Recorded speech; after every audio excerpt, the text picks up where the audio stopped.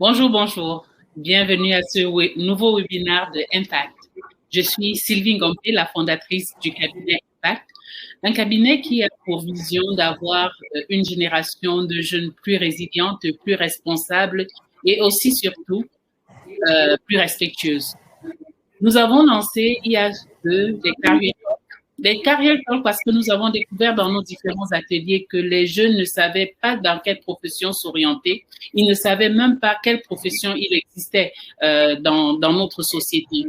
On a décidé ainsi d'avoir des professionnels qui sont ancrés dans leur métier et qui vont venir partager avec nous bénévolement leur expérience pour vous motiver, pour vous amener à embrasser cette carrière et à être les meilleurs dedans. Donc, aujourd'hui, j'ai l'honneur d'avoir comme guest speaker Karine Wankam. Karine Wankam a toujours été fascinée par la chimie qui était sa matière favorite au lycée. Aucun de ses amis n'a été étonné de l'avoir étudié chimie à l'université de Boya. Et pendant ses études, elle découvre le vaste potentiel que la chimie a à offrir, ce qui la confortera dans ses choix et attisera sa curiosité et sa passion pour cette filière-là. Après une licence en chimie à l'université de Boya, avec un focus sur la chimie inorganique des matériaux, elle entame une carrière à Schlumberger comme technicienne de laboratoire. Elle a été tour à tour en charge de contrôle de qualité des systèmes chimiques sur les chantiers pétroliers, développeuse des 10 systèmes et chercheuse en développement de nouveaux produits après un master recherche fait aux États-Unis. Aujourd'hui, elle est en charge des laboratoires de contrôle de qualité d'Afrique subsaharienne et le support technique en matière de fluide entre les services vente et exécution. Karine, aujourd'hui, va nous parler de la chimie. Elle va nous sortir des labyrinthes et nous permettre de comprendre ce que c'est que la chimie et les différentes carrières. Vous êtes la bienvenue, vous savez quelles sont les règles. On doit poser des questions, on doit utiliser le chat pour poser des questions. On a 20 à 25 minutes de présentation et puis on vous laisse poser toutes vos questions sans aucune ambiguïté. Karine sera là pour vous répondre. En plus, vous avez le droit de lui répondre ou bien le devoir de lui répondre quand elle va vous poser, elle, des questions parce que ce webinaire doit être tout à fait interactif. Si vous ne répondez pas aux questions, elle va s'en aller. J'ai l'honneur donc de vous introduire Karine Wankam. Karine, you have the floor. Merci Sylvie, merci beaucoup pour cette merveilleuse introduction. Je suis contente de parler aujourd'hui avec vous de la chimie parce que c'est une de mes passions et j'adore parler de ce qui me passionne. Et j'espère que vous allez sortir de ce talk avec plus d'informations et plus de questions parce que vous allez remarquer que les chimistes adorent les questions. Notre vie, en fait, tourne autour des questions. Plus de questions sur ce qu'il faut faire pour être chimiste, plus de questions parce que vous aurez peut-être trouvé votre voie. Donc, on va commencer la présentation. Je vais partager mon écran pour que vous puissiez voir ce que j'ai préparé pour vous. Sylvie, fais-moi signe si tu vois mon écran. Parfait, je le vois très bien. OK. Donc, aujourd'hui, je vais vous parler de la chimie et je vais essayer de déconstruire la chimie. C'est pour cela que j'ai titré ma présentation « Loin des sentiers battus avec une chimie appliquée » parce que généralement, ce qu'on pense que la chimie est très loin de la réalité. Mais avant de commencer, il y a quelques règles à respecter. Pour que cet échange soit interactif et vif, un succès, je pense que cet échange doit être basé sur le respect mutuel, que ce soit du groupe et des uns des autres. Cela veut dire qu'on devrait rester agréable dans nos échanges et échanger de manière constructive sans porter de jugement de valeur pour qu'on puisse sortir d'ici grandi. Et cela est basé sur la participation de tous. Donc, j'attends de vous beaucoup de questions. Si je n'ai pas de questions à la fin de ma présentation, je serai un peu déçue parce que cela veut dire que je n'ai pas titillé votre imagination. Et les objectifs de cet échange en lui-même, c'est de vous présenter la chimie. La chimie en tant que matière, le parcours académique qu'il faut si on veut s'engager dans la chimie, les qualités du chimiste, pour que vous vous demandiez, est-ce que j'ai ce qu'il faut pour être un chimiste? Et enfin, le profil de carrière du chimiste. Donc, voilà les 4 grandes lignes dont on discutera ce matin. Alors, on va commencer par la chimie. D'après vous, qu'est-ce que la chimie? On s'est dit que ce doit être interactif. Donc, s'il vous plaît, répondez dans le chat. Qu'est-ce que la chimie?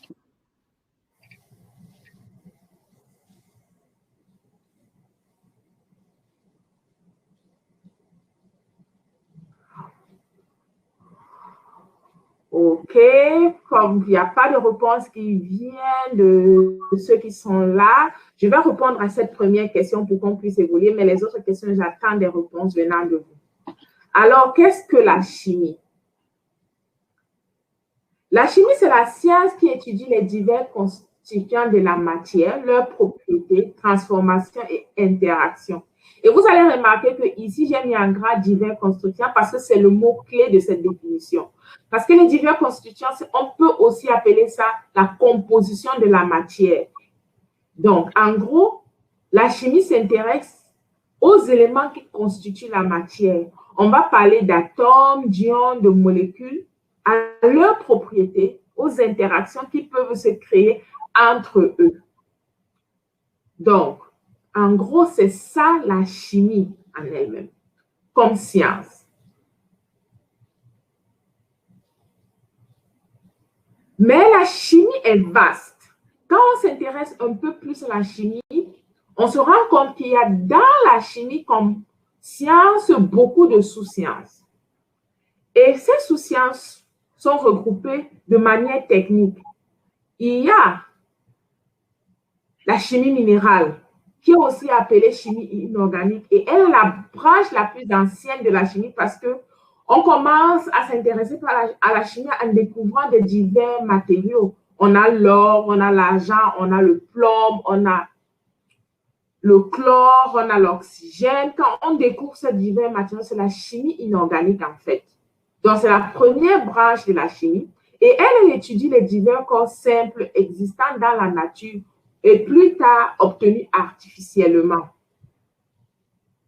Après, on a la chimie analytique. La chimie analytique est la partie de la chimie qui concerne l'analyse des produits, c'est-à-dire l'identification et la caractérisation des substances chimiques, connues ou non. Ça veut dire si on prend par exemple l'or, qu'est-ce qui différencie l'or de l'argent? Ça, c'est la chimie analytique qui va le faire, qui va étudier les propriétés de ce produit-là et donner ces différences aux chimistes. Donc, un analyticien, un chimiste analyste va pouvoir étudier ces différentes propriétés. Maintenant, il y a la biochimie. La biochimie, par contre, elle étudie des réactions biochimiques qui se trouvent au sein des êtres vivants, notamment des cellules. On a par exemple les protéines, c'est toujours des molécules. On a par exemple l'ADN. Quand on parle, chaque individu a un ADN. Même les différents, même des frères et sœurs, ils n'ont pas les mêmes ADN, sauf des jumeaux, les vrais jumeaux par exemple. Pourquoi? Parce qu'on a nos réactions chimiques. On a des réactions dans nos corps et c'est le travail de la biochimie, de pouvoir trouver ces réactions chimiques dans nos corps, étudier cela. Après, il y a la chimie organique. La chimie organique, par contre, n'étudie pas la chimie du corps humain. La chimie organique étudie les composés organiques, c'est-à-dire les composés du carbone. C'est des produits qui peuvent être synthétisés ou naturels. Et pourquoi carbone? Parce qu'on s'est rendu compte que tout ce qui est vivant, comme les plantes, l'être humain, a l'élément qu'on appelle le carbone. Et c'est pour cela qu'on appelle cette branche de la chimie, chimie organique. Après la chimie organique, il y a la chimie physique. Et la chimie physique, elle étudie les bases physiques et des systèmes chimiques et des procédés. Donc, la chimie physique va vous dire par exemple qu'un élément comme l'eau va bouillir à 100 degrés, mais va congeler à 0 degré Celsius. Ça, c'est les propriétés physiques de l'eau. Et c'est le travail du physicien chimiste. Il va étudier ces éléments-là. Et la sixième branche de la chimie, la sixième branche technique de la chimie, c'est la chimie des polymères. La chimie des polymères est une branche de la chimie qui va étudier les œuvres des macromolécules. Et les macromolécules, c'est des grosses molécules qui se répètent et forment des matériaux. Donc, du coup, on s'est rendu compte que c'était des éléments spécifiques qu'on pouvait étudier différemment parce qu'ils avaient des propriétés différentes et pouvaient être regroupés comme on regroupe la biochimie, comme on regroupe la chimie minérale ou la chimie organique. Donc, voilà les 6 branches techniques de la chimie. Mais au-delà de ces branches techniques, parce que ce sont ces branches techniques-là qui donnent la base de la chimie, on va maintenant entrer dans ce qu'on va appeler les branches de la chimie appliquée. Ça veut dire que quand on utilise la chimie organique, on étudie les propriétés de ces chimiques, il faut bien qu'on l'applique quelque part. Et là, ça, c'est la chimie appliquée et c'est ce que nous voyons tous les jours, par exemple. Bien, on va commencer par la nanochimie. On ne voit pas la nanochimie, c'est vrai, mais on l'utilise tous les jours parce que parmi vous, là, je suis sûre que si vous êtes connectés, vous avez tous un téléphone. Et le téléphone, lui, il est petit. Ça veut dire que les éléments qu'il y a dans ce téléphone sont beaucoup plus petits. Et ces éléments sont au niveau du micron ou du nanomètre. Donc, les tailles sont très petites. Ça veut dire qu'on utilise de la nanochimie pour pouvoir synthétiser ces éléments. Et on a besoin en ce moment du nanochimiste. Il y a la chimie nucléaire. La chimie nucléaire, c'est cette chimie qu'on a utilisée au départ pour créer la bombe atomique, mais qu'aujourd'hui, on utilise la chimie nucléaire pour produire de l'énergie. Il y a des pays qui n'ont leur électricité que par chimie nucléaire. Un de ces pays, c'est la France, par exemple. Près de 70% de l'énergie utilisée en France est faite à base des réactions nucléaires. Et ça, c'est l'utilisation, par exemple, de la chimie nucléaire pour faire de l'énergie pour alimenter les maisons.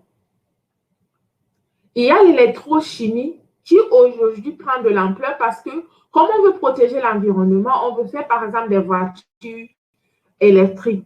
En ce moment, l'électrochimie intervient. Mais au-delà des voitures électriques, l'électrochimie intervient que ce soit dans la batterie de vos téléphones, que ce soit dans la batterie que vous utilisez pour la télécommande de la télé. Ça, c'est de l'électrochimie.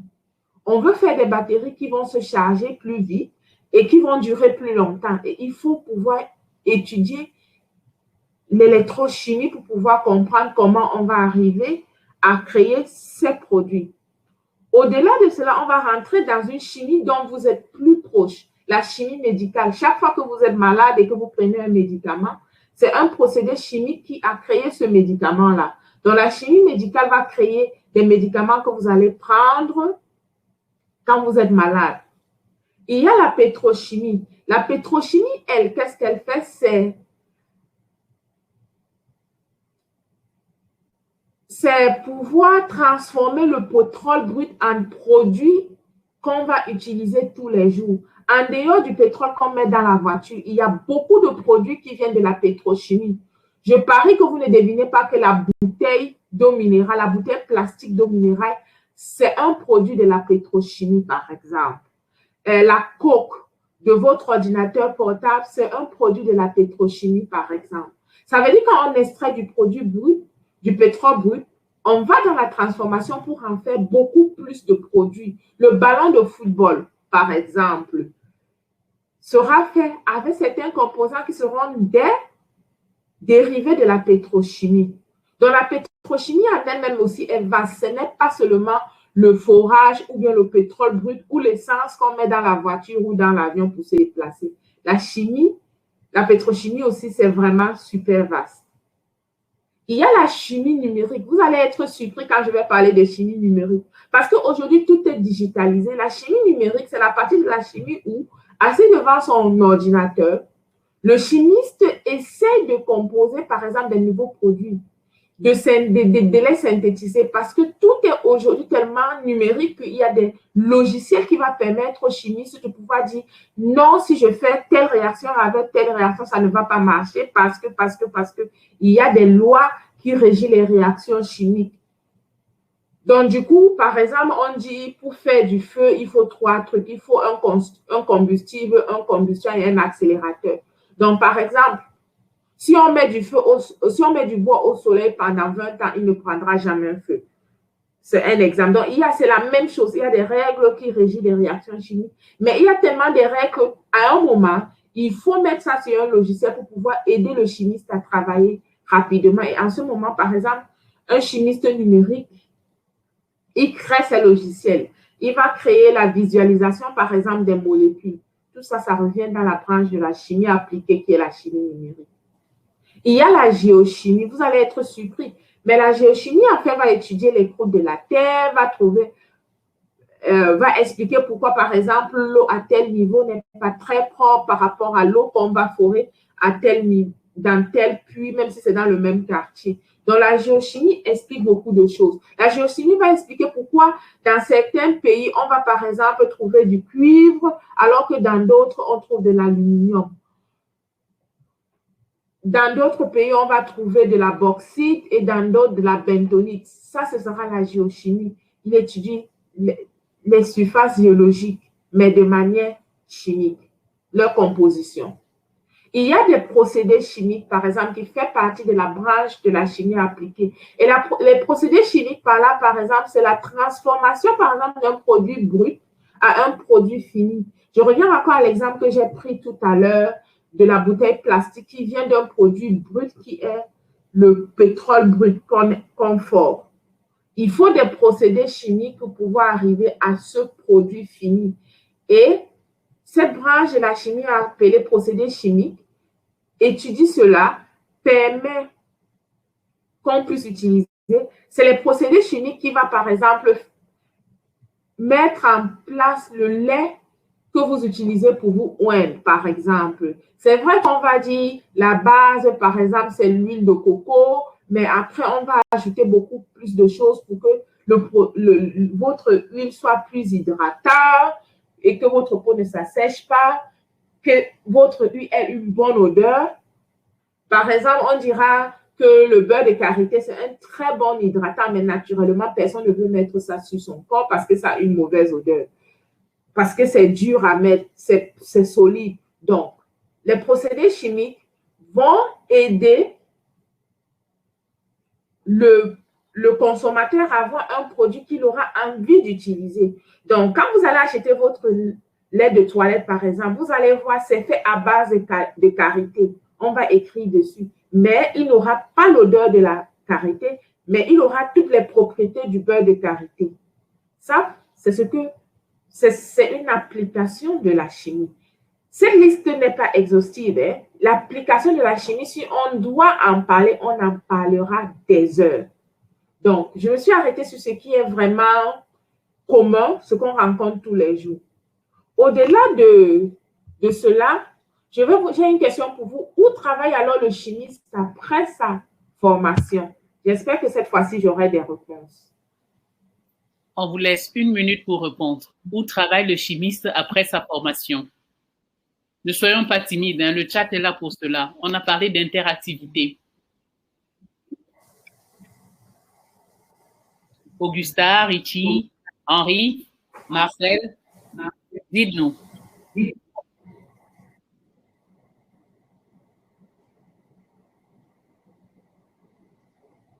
Vous avez utilisé votre dans les laboratoires.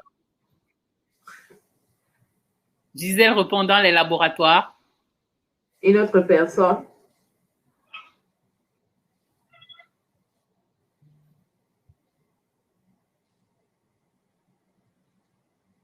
Ok, je vais être gentille et je vais répondre à cette question. Industrie. Gisèle a, dans les oui. Ok. Industriel. Donc, les secteurs d'emploi sont regroupés en 4 grands groupes. On va parler de l'industrie. Et l'industrie va comporter ce que Gisèle a dit, laboratoire ou les autres, le secteur brassicole et autres. Mais on ne travaillera pas seulement dans l'industrie, on travaillera aussi dans le gouvernement. Parce que c'est au gouvernement de réguler le secteur, de pouvoir peut-être approuver qu'un produit est bon à la consommation ou à l'utilisation. Et pour cela, il faut des chimistes pour pouvoir dire, tel produit est dangereux. Par exemple, à ce moment, en Afrique, on est en train d'interdire les peintures à base qui contiennent du plomb parce que c'est dangereux pour la santé. Cela a été déjà interdit très longtemps dans les pays développés, mais c'est en ce moment que chez nous, on est en train de l'interdire. Pourquoi? Parce que les chimistes, il faut qu'il y ait des chimistes du côté du gouvernement pour donner cette information aux gens qui font les lois pour pouvoir interdire un produit. Bien sûr, l'académie, parce que généralement, c'est ce que les gens pensent. Qu'être chimiste, on finit professeur de chimie au lycée ou à l'université. Mais on peut aussi être entrepreneur. Généralement, les grands entrepreneurs, les grands groupes, les grandes sociétés ont eu à leur base des chimistes. Vous allez être surpris. À leur base des chimistes parce qu'ils ont fait des inventions qui les ont permis de lancer leur business et plus tard d'exploser sur le marché. Et les domaines d'activité a été déjà cité par exemple par Yvan qui dit l'agro-industrie. Par exemple, lui, l'automobile, on va trouver le chimiste. Dans l'informatique, on va trouver le chimiste. J'en ai parlé tout à l'heure par rapport aux éléments que vous avez dans vos téléphones portables. Dans la construction, le ciment, c'est un matériel. Partout où vous allez trouver un matériel, tout ce que vous allez toucher, quelque chose qui nécessite, un service qui nécessite que vous touchez, on a besoin d'un chimiste. Vous allez trouver ça, que ce soit dans du textile, le tissu de votre t-shirt. Il y a un chimiste quelque part qui travaille pour l'amélioration de ce tissu-là. Le parfum que vous utilisez, partout, il y a un chimiste. Alors, vous vous demandez comment on devient chimiste, le parcours académique du chimiste, le type d'études qu'il doit suivre ou qu'il peut suivre pour être chimiste.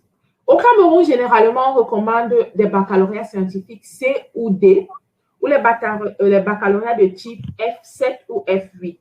Les F7 et 8 ne sont pas très populaires. F7, c'est sciences biologiques et F8, c'est sciences médico-sociales. Mais le baccalauréat le plus recommandé, c'est le baccalauréat D parce que pour le système francophone, c'est le baccalauréat qui va beaucoup plus loin quand il s'agit de la chimie. Et pour les anglophones, for English speakers, when you have an advanced level with chemistry as your main subject, like you have the best grade in chemistry, you can then go to uni. Donc, après son baccalauréat, on peut directement aller faire un BTS technicien de laboratoire et continuer plus tard en licence professionnelle. Mais en grosse majorité, on va à l'université pour faire une licence en chimie qui est un cursus général avec des affinités à définir. Qu'est-ce que j'entends par affinité à définir? C'est trouver sa voie parmi, par exemple, les 6 branches de la chimie que j'ai citées plus haut. Que ce soit la chimie organique, la chimie inorganique, la biochimie. Il faut définir ce qu'on aime le plus parmi ces branches-là. Commencer à trouver ce qu'on aime le plus quand on fait sa licence. Parce que plus tard, si on veut continuer, on devra se spécialiser.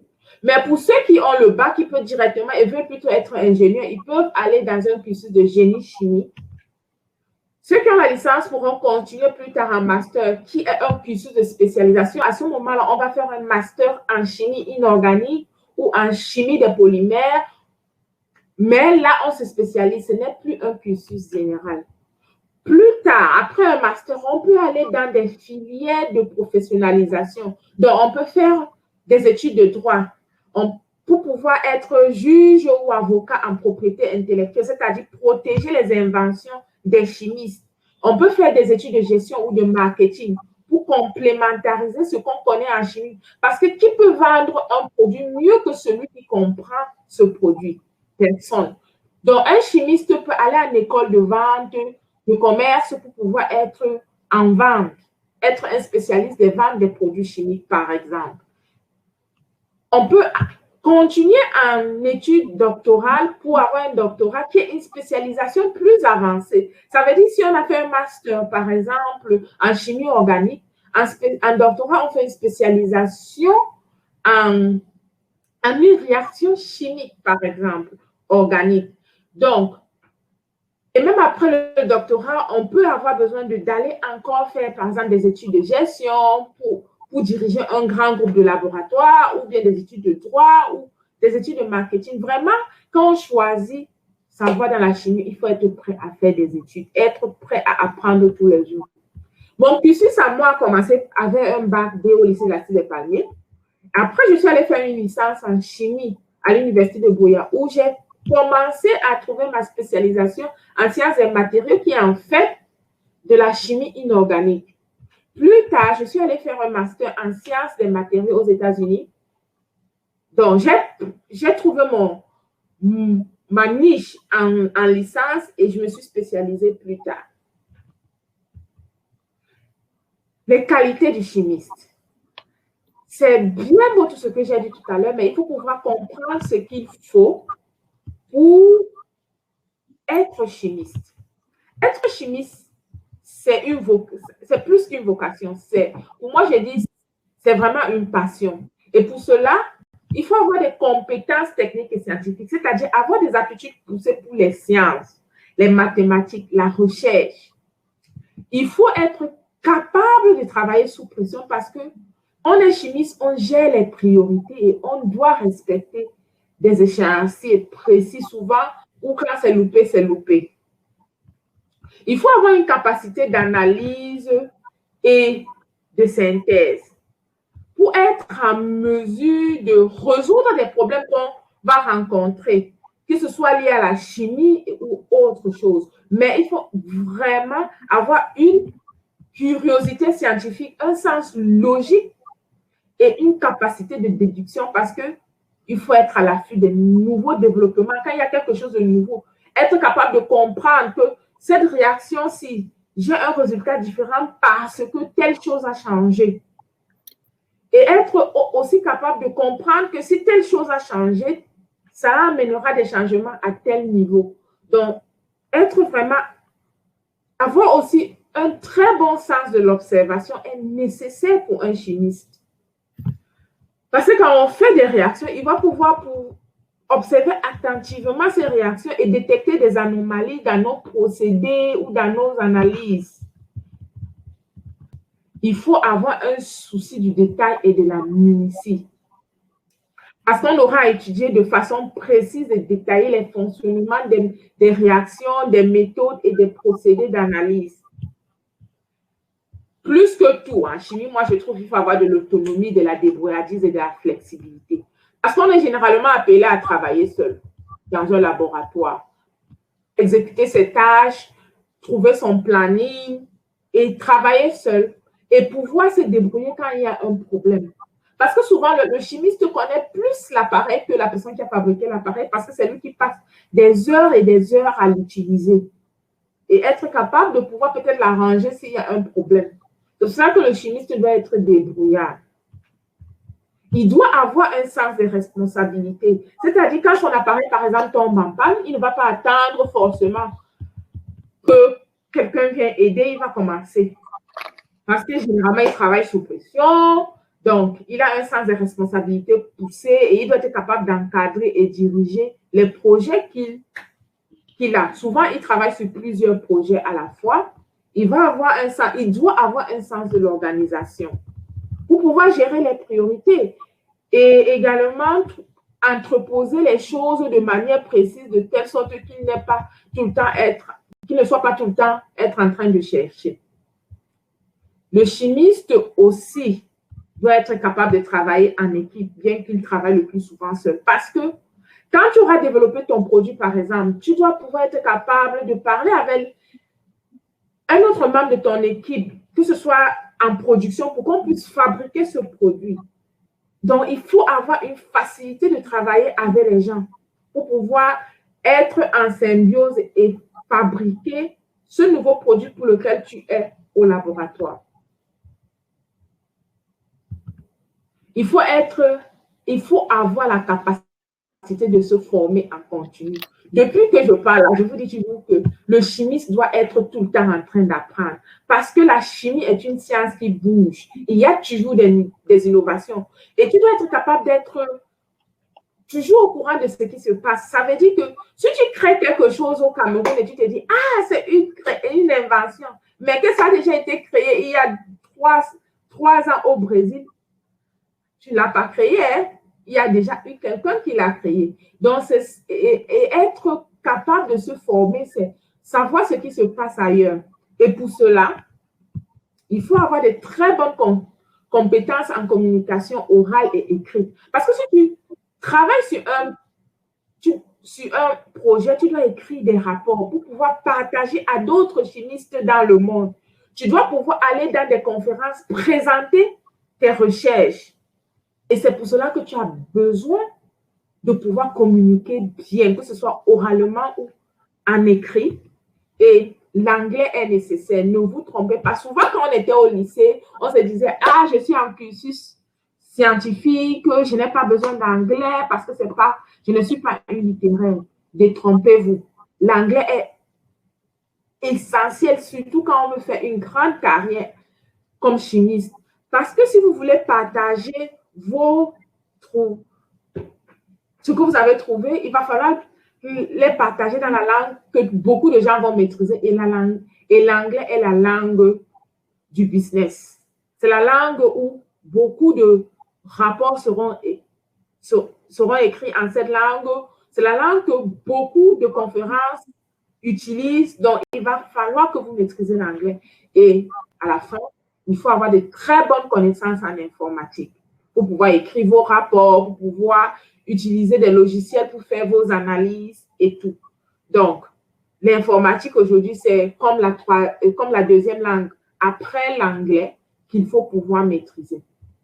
Donc, en gros, voilà les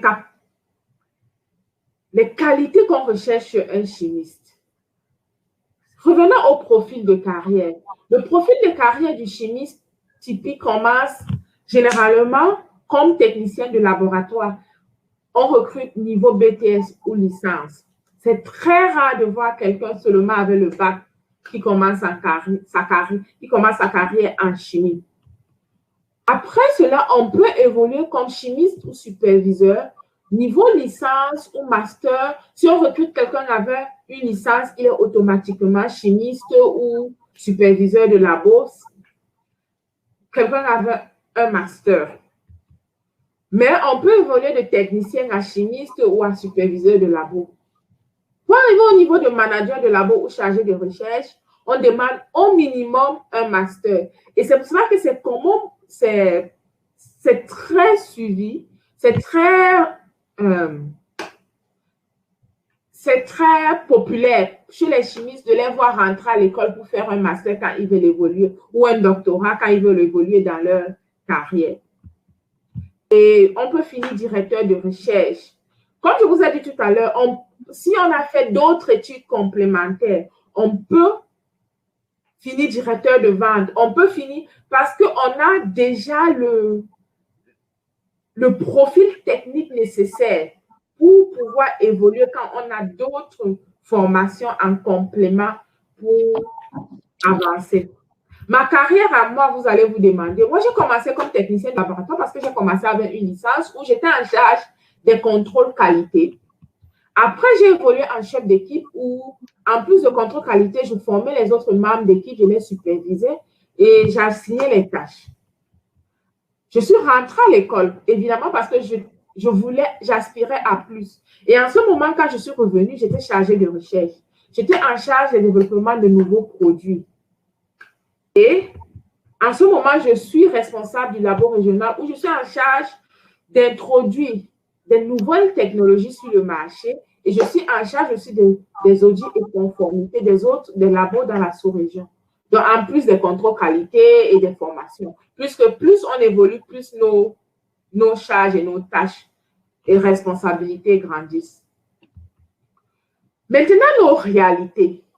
C'est bien beau, je vous ai parlé de ce qu'il faut faire pour être chimie, des applications de la chimie pour vous montrer que le chemin est vaste. Le domaine est immense. Mais on est en Afrique et il y a des réalités que j'aimerais vous présenter. La première, c'est que sur les bancs, on n'a pas assez de travaux pratiques. Du coup, nos études se focalisent généralement sur la théorie au lycée. Mais vous avez la chance que de nos jours, il y a Internet, notre bon ami Internet qui est là pour nous aider. Si vous faites des cours de chimie qui nécessitent des travaux pratiques, en allant sur YouTube, vous pourrez voir ces réactions en vidéo. C'est vrai que vous ne l'aurez pas fait, mais ce sera vraiment meilleur que quand vous n'avez aucune idée de ce que le verre, dont on vous explique que si vous titrez tel produit avec tel produit qui commence bleu va virer au vert. Mais en voyant sur une vidéo, vous aurez vraiment l'idée de ce vert, du bleu initial, du vert. Donc, vous avez cela aujourd'hui pour nous, pour vous, pour rattraper le gap. Et malheureusement aussi chez nous, on a très peu de recherche et développement. Dans d'autres pays, des pays avancés, ils dépensent beaucoup d'argent pour innover, pour la recherche, pour le développement.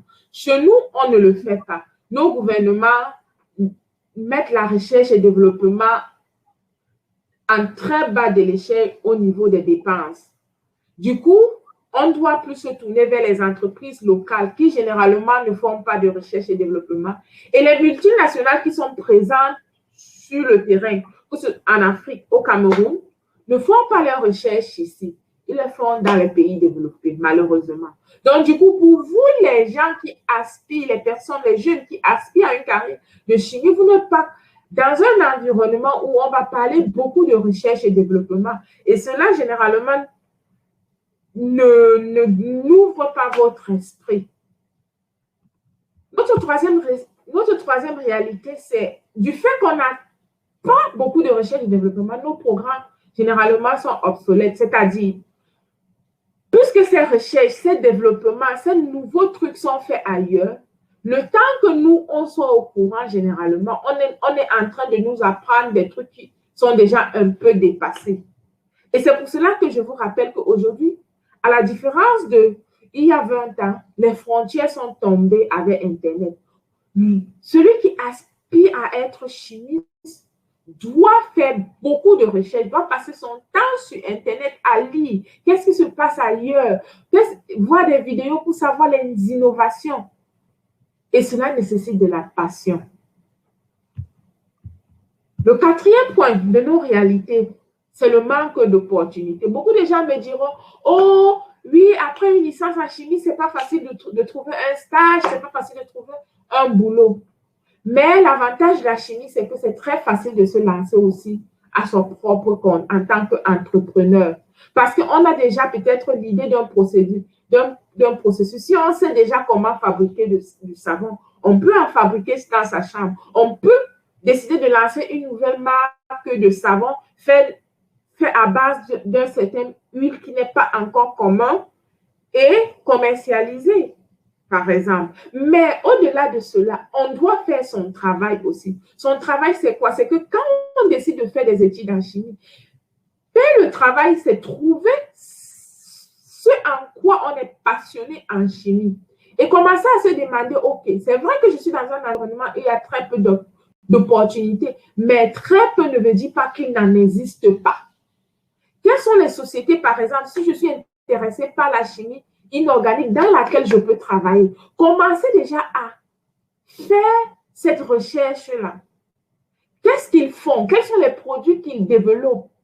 Et s'approfondir dedans, de telle sorte que demain, quand on part déposer un CV dans cette société-là, le CV n'est pas vide. On a des choses qu'on peut montrer que vous avez besoin de moi parce que je connais ce que vous faites. Et c'est ce travail-là qu'on demande aux chimistes de faire aujourd'hui parce qu'il y a très peu d'opportunités. Pouvoir se démarquer des autres, faire votre travail qui va vous démarquer des autres. C'est la même chose dans tout autre avenir. Hein. Si on prend par exemple les footballeurs, combien ont commencé avec Samuel Eto'o? Combien sont à son niveau? C'est difficile. Aucun secteur n'est facile. Il faut pouvoir faire le travail qu'il faut pour arriver au niveau qu'il faut. Mais l'avantage qu'on a, par exemple avec la chimie, qu'on n'a peut-être pas avec le football, c'est que si on ne réussit pas à être engagé, On peut se mettre à son propre compte. Donc, il faut toujours garder l'aspect de l'entrepreneuriat dans son esprit quand on est en chimie. Mais je peux vous garantir, l'avenir de la chimie en Afrique est très rose. C'est vrai qu'il y a beaucoup d'obstacles, mais elle est rose. Pourquoi? Parce qu'en Afrique, on a une population en constante augmentation. On a une classe moyenne grandissante. On a une demande croissante en infrastructure. Je vais prendre un exemple dans la ville de Douala. En moins de 10 ans, on est passé d'une cimenterie. On avait avant, pendant 50 ans, on n'avait que Cimencam. Mais en moins de 10 ans, on est passé d'une cimenterie à 4. Aujourd'hui, on a Dangote, on a Cimaf, on a une nouvelle, j'ai oublié le nom, qui, parce qu'il y a une demande croissante pour le logement, trouve du marché. Et si les gens ont besoin de se construire, ils ont besoin de plus de peinture. S'il y a plus de personnes, on a besoin, par exemple, de plus de produits, on a besoin de plus de lait, on a besoin de plus de bois pour mettre ces laits, il y a une demande croissante pour l'industrie chimique en Afrique. Et ils vont venir parce qu'à un moment, ils seront fatigués de fabriquer tout ça ailleurs. De plus en plus de sociétés s'installent sur le terrain. Et on a besoin d'une main-d'œuvre qualifiée. On a besoin d'une main-d'œuvre passionnée. N'oubliez pas aussi que 25% de nos revenus des pays africains viennent du secteur primaire chimique. Ça veut dire la matière première. Le Cameroun a par exemple des champs d'EVA. C'est la matière première pour le caoutchouc, pour fabriquer les roues de voiture. On parle du Congo comme l'exploitant numéro 1 du coltan. C'est la matière première pour les téléphones. On a déjà la matière première en Afrique. Ce dont on a besoin maintenant, c'est de la transformation de cette matière première en Afrique. Et pour cela, il faut des chimistes et des chimistes qualifiés. Et je vais finir sur cette note. Il est bien difficile de croire que tant de merveilles, tant d'ingéniosité dans le monde soit l'effet du hasard et de la chimie seulement. Cela a été dit par René Barjavel, qui est un auteur français, parce que quand on regarde, en fait, tout a à sa base la chimie. Et ça, c'est la présentation que j'avais préparée pour vous. J'ouvre le terrain aux questions. Merci beaucoup. Merci beaucoup, Karine, pour cette brillante présentation. Tu étais passionnée, détaillée, claire et concise. Moi, j'ai beaucoup adoré. J'ai beaucoup adoré de voir combien de secteurs est-ce qu'on a en chimie, la chimie minérale, analytique, la biochimie, organique, physique, la chimie physique et la chimie des polymères. Ça, moi, je ne le savais pas. Je suis contente d'avoir toutes ces informations. Je suis aussi contente de voir qu'il y a des compétences qui ne sont pas que techniques que le chimiste devrait avoir. Est-ce que tu pourrais arrêter de partager ton écran?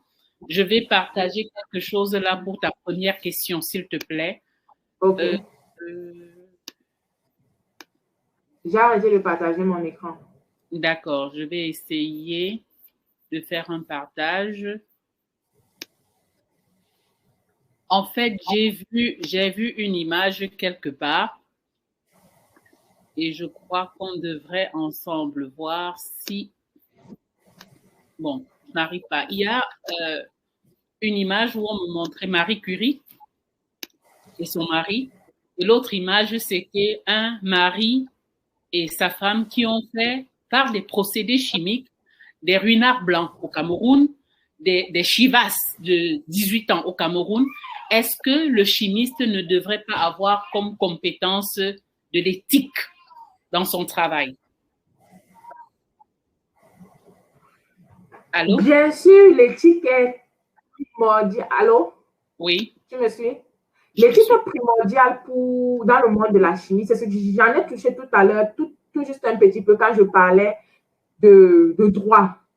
Le monde de la chimie est régulé par la propriété intellectuelle. Ça veut dire quand on découvre quelque chose, il faut tout de suite courir et faire enregistrer son invention. Parce que quand ce n'est pas enregistré, Si quelqu'un d'autre vient et l'enregistre après vous, vous n'aurez droit à aucun droit. Donc, on ne pourra pas vous payer de l'argent pour votre invention. Oui.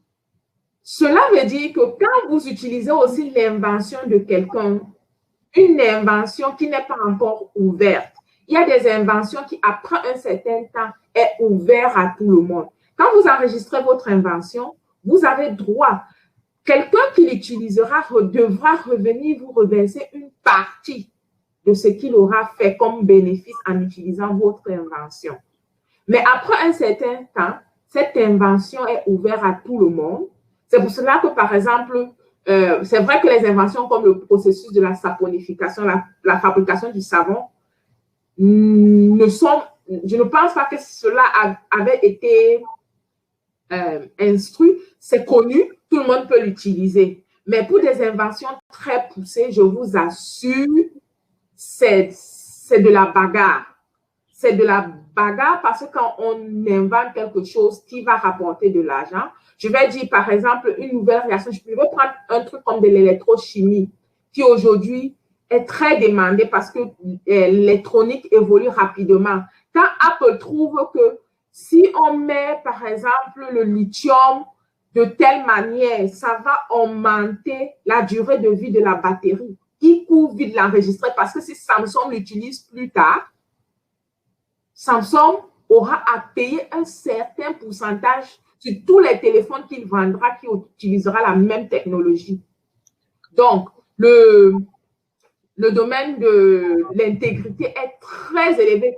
Si vous vous intéressez à la chimie, vous allez suivre, généralement, vous allez suivre que Apple est au tribunal avec Samsung, est au tribunal avec Huawei, Huawei est au tribunal avec tout ça. Quand vous regardez, techniquement, ça n'a rien, mais quand vous allez au fond, il y a de la chimie là. Il y a de la chimie dedans quelque part. Et en ce moment, on a besoin des docteurs en chimie qui vont maîtriser le droit pour aller défendre cela au tribunal. D'accord. Je suis contente parce que tu as fini en fait ta présentation avec une grosse note d'espoir en nous disant que nous, en Afrique, nous avons toute la matière première et on a besoin de transformation. Ça, c'est la note d'espoir que j'ai retenue parce que nos réalités ne sont pas très, très, très prometteuses, quoi. On n'a pas assez de travaux pratiques, on a peu de recherche en développement, on a des programmes qui ne sont pas à jour et on a très peu d'opportunités. Cette note d'espoir m'a plu et j'espère que toute notre audience l'a suivi. Et on va aller dans le chat pour les questions. La première question vient de Gisèle qui demande: le marché est inondé de produits qui détruisent la peau. Est-ce que le chimiste ne peut pas mettre un terme à cela? Le marché est inondé de produits qui détruisent la peau. Est-ce que le chimiste ne peut mettre un terme à ce type de pratique? C'est la question de Gisèle. OK. Le chimiste, généralement, répond à un besoin. Et souvent, même ces produits qui détruisent la peau n'ont pas été développés pour détruire la peau au départ. Souvent, ça a été développé comme solution à un autre problème. Mais comme il y a toujours des côtés négatifs ou positifs, on va trouver, par exemple, quand vous prenez un médicament, on va vous dire qu'il y aura des effets secondaires de ce médicament. Vous allez le prendre peut-être pour les maux de tête, mais si vous le prenez constamment tout le temps, il peut vous détruire les reins. C'est un peu dans cette même option que je répondrai à la question. Du coup, quand ces produits sont là parce qu'il y a de la demande et tout le monde n'a peut-être pas l'éthique, il y a des entrepreneurs qui trouvent qu'ils se font beaucoup d'argent en développant plus ces produits-là qu'en développant des produits naturels, par exemple. Donc, là, ça revient maintenant à l'éthique de la personne, que ce soit mais le chimiste peut travailler, par exemple, il y a des chimistes qui font des recherches sur comment, pour des produits anti-cicatrisants qui vont enlever des cicatrices. Donc, tout cela, il y a toujours des recherches qui vont dans un sens comme de l'autre, en fait. D'accord. Et puis, pourquoi est-ce qu'au Cameroun, nous avons de l'huile de Nîmes, de beurre de qualité, mais le label du Cameroun, par exemple, n'est pas aussi connu que l'argan du Maroc? Là, c'est une très bonne réponse parce que chez nous, au niveau du gouvernement, quand je parle du gouvernement, je ne parle pas de ceux qui nous gèrent. Ça veut dire des agences, par exemple. Les agences de promotion, il n'y a pas assez de chimistes pour pouvoir sortir des spécificités. Et je vous ai dit au départ que en chimie, c'est le premier généralement qui a raison. Donc, la première personne qui montre, oh, mon produit, il est bon, c'est lui qui a le label. Ceux qui viennent après, ils vont pouvoir trouver la spécificité. Qu'est-ce qui différencie le tien de ce qui existe déjà pour pouvoir avoir un autre label. C'est pour cela, par exemple, que un champagne, qui n'est qu'un vin labellisé de champagne, est utilisé pour tous les vins mousseux. Maintenant, parce que cela fait de l'argent, si tu veux appeler ton vin champagne, il faut pouvoir payer. Donc, c'est un peu cela. Donc, le label, c'est... Et c'est pour cela que je dis que dans les pays développés, il y a beaucoup de chimistes dans le gouvernement pour pouvoir faire ce travail de régulation, que ce soit au niveau de droit, pour protéger les labels, mais aussi pour définir les propriétés de certains produits, de certains labels et dire, par exemple, tel produit n'est pas bon à la consommation ou à l'utilisation, tel produit est dangereux, tel produit sera utilisé. Donc, ça, c'est le rôle du chimiste qui est dans le gouvernement, dans les autorités en gros. D'accord. Benazir voudrait avoir des sites de chimie pour faciliter sa recherche. Est-ce que tu pourrais lui... Bon, la question n'est pas très précise. Recherche en quoi? On vient de parler d'un secteur de chimie. Pouvez-vous en donner quelques-uns pour faciliter notre recherche? Voilà sa question. Il y a des sites de chimie. Pouvez-vous en donner quelques autres pour faciliter notre... Là, bon, et je vous ai dit, la chimie, par exemple, c'est une science internationale et les sites simples, c'est l'American Chemical Society, ACS. C'est en anglais, ACS, je pense c'est ACS.org, mais si vous mettez seulement sur Google American Chemical Society, vous pouvez, c'est une très bonne base de données. La Royal Society of Chemistry, c'est pour les Anglais. Et je pense aussi, je ne connais pas ce que les Français utilisent comme société de chimie. Mais vous, si vous commencez déjà au moins avec ces deux-là, parce que c'est généralement vers ces deux-là que je me tourne quand je veux une information en chimie. Mais c'est des sociétés qui regroupent les chimistes. Et c'est là où les chimistes vont pour présenter leurs résultats, leurs rapports, tout ce qu'ils font. S'il te plaît, est-ce que tu peux nous taper ça dans le chat? Si tu as le lien, est-ce que tu peux nous le taper dans le chat directement?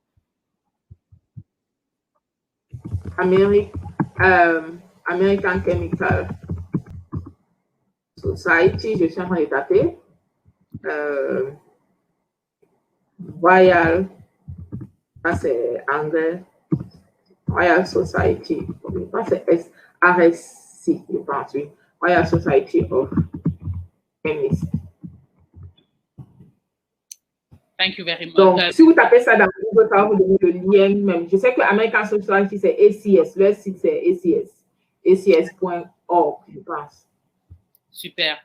Maintenant, il y a Henri qui demande pourquoi les chimistes dans le gouvernement, pourquoi les chimistes gouvernement pourraient-ils pas utiliser les minéraux du Cameroun pour fabriquer nos propres produits?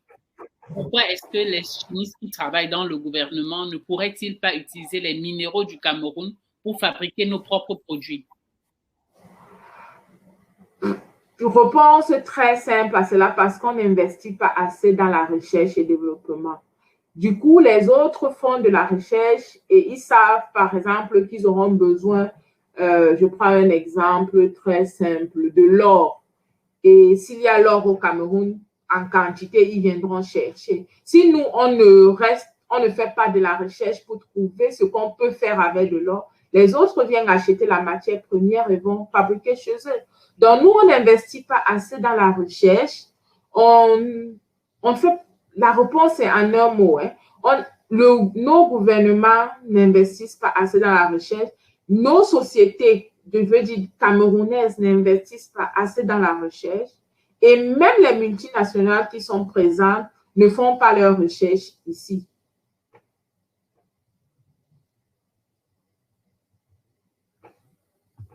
Et Yvan qui pose la question à savoir, nous avons toutes les matières premières, mais pourquoi ne faisons-nous pas de la chimie lourde, soude, ammoniaque, etc.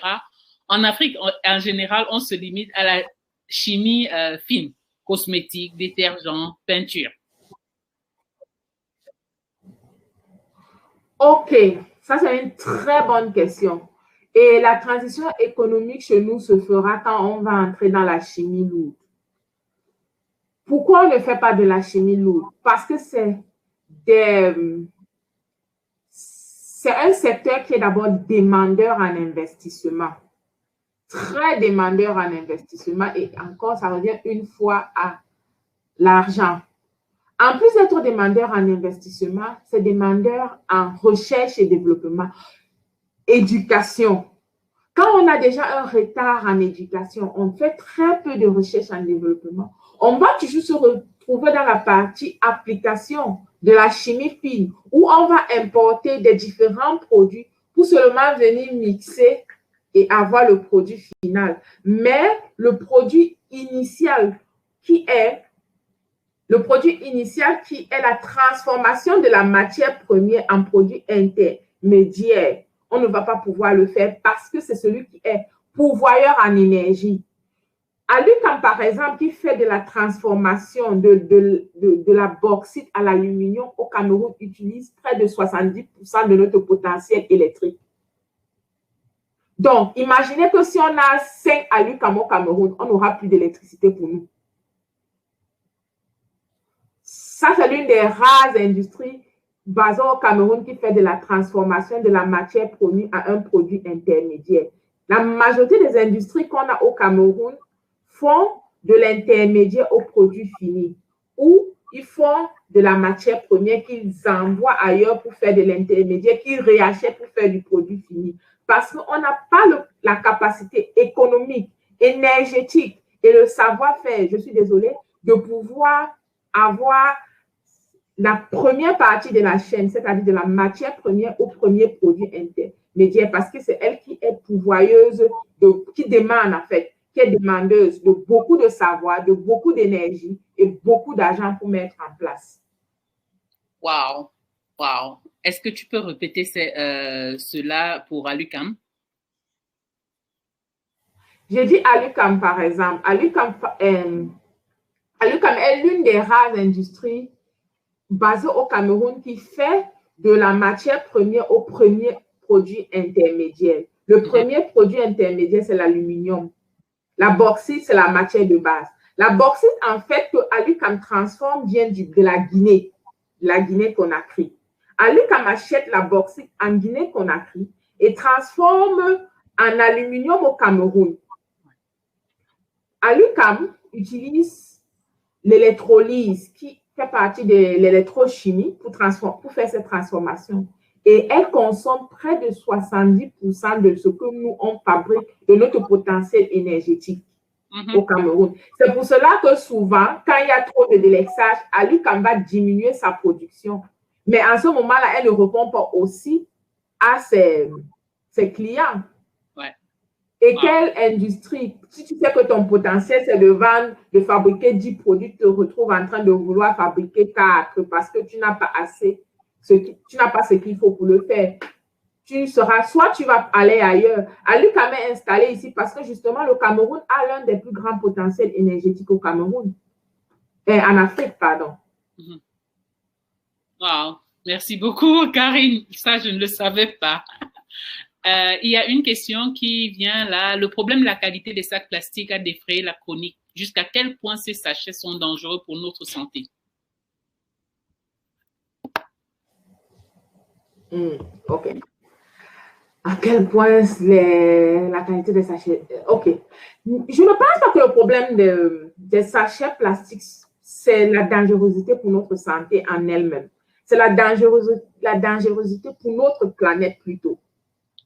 Un plastique pour se dégrader prend plus de 1000 ans pour se dégrader. Donc, ça veut dire que Le plastique qu'on jette à la poubelle, là, 100 ans, donc toi qui es mort, 100 ans plus tard, lui, il est là. 200 ans plus tard, lui, il est là. 400 ans plus tard, il est là. Pour qu'on ne le retrouve pas, il faut au moins 500 à 1000 ans. Et ça dépend du type de plastique. Parce que même dans les plastiques, il y a différents types de molécules pour que lui, il se dégrade. Et c'est pour cela qu'à la vitesse à laquelle on utilise les plastiques, que ce soit les bouteilles d'eau minérale, que ce soit les sachets d'emballage, ils deviennent intenables. Le monde ne pourra pas tenir si on l'utilise autant. C'est plus un problème, pas forcément de la santé sur notre corps, mais de notre environnement en lui. Bon, c'est vrai que chez nous, on a tendance à tirer l'utilisation du plastique. On va emballer le coquille dedans pour préparer alors ce n'était pas fait comme emballage de coquille. Ça, lui, il va affecter notre santé parce que quand on chauffe le plastique, on est en train de créer une réaction chimique et certaines de ces molécules vont se retrouver dans ce qu'on va manger. Mais généralement, cela se passe quand on change l'utilisation première du plastique ou quand on met l'huile dans la bouteille plastique et puis on met un peu au feu pour sortir la dernière goutte d'huile là. On ajoute plutôt le plastique à l'huile. Donc ça là, ça peut nous donner du cancer et autres. Mais le plastique en lui-même, réduisons son utilisation parce qu'il n'est pas biodégradable. Et même ce qu'on dit biodégradable sur le marché, là, ils ne le sont pas. Parole d'une chimiste. Karine, une autre question, c'est sûrement pour les jeunes filles. Y a-t-il des associations des femmes chimistes pour promouvoir ce secteur auprès des jeunes filles?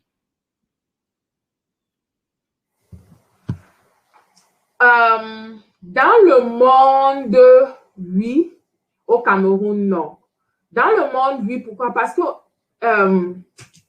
les associations qui existent généralement, par exemple, les sociétés dont j'ai parlé tout à l'heure, l'American Chemical Society, le Royal, ils travaillent pour encourager les filles à entrer dans cette filière, la filière scientifique. Mais il y a beaucoup plus d'autres associations qui encouragent les filles dans les matières scientifiques. Donc, et quand ils parlent de matières scientifiques, cela inclut aussi la chimie. Super. C'était l'une des dernières. Je fais partie de Society of Women Engineers et SWE. Et là-bas, c'était pour encourager les femmes à être ingénieurs. Et là, tu pouvais trouver des ingénieurs chimistes, des chimistes, et en fait, tout ce qui était dans la partie scientifique, en fait. Donc, il y a beaucoup d'associations, en fait, qui encouragent, qui promeuvent l'éducation des femmes dans la science. Merci beaucoup. Merci pour toutes ces réponses. Merci pour la participation de nos 31 personnes en ligne. Ta présentation, pour moi, était bien détaillée, claire, concise, comme je l'ai dit, et on voyait de la passion dans ta manière de répondre aux questions. Ce que j'ai aimé, c'est que tu nous laisses cette note d'espoir. Cette note d'espoir que malgré nos réalités, il y a encore beaucoup de choses qu'on attend des chimistes en Afrique en général. Et j'espère que ceux qui sont en ligne, les jeunes qui sont en ligne, vont pouvoir regarder s'ils sont vraiment passionnés dans la chimie et qu'ils vont prendre cette branche à cœur et utiliser Internet, comme tu l'as si bien dit, pour mieux s'éduquer parce qu'on a des soucis dans notre programme et surtout poser des questions. Est-ce que, Karine, tu es prête à mentorer certaines jeunes dans cette filière-là?